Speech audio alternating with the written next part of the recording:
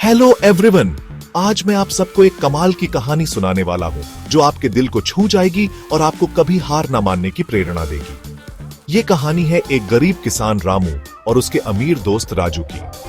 रामू एक छोटे से गांव में रहता था और अपनी जमीन पर दिन रात मेहनत करता था, लेकिन इतनी मेहनत के बाद भी गरीबी उसके जीवन पर एक साये की तरह मंडराती रहती थी।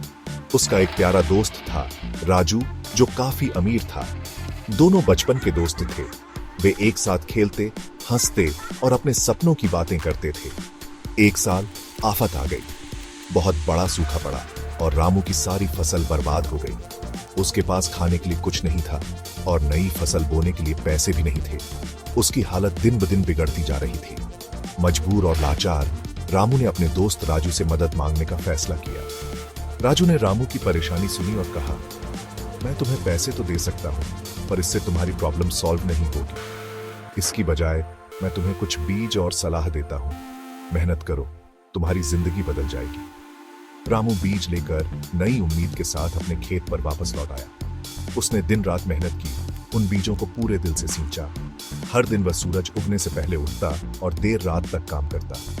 उसने दिन रात मेहनत की, उन बीजों को पूरे दिल से सींचा।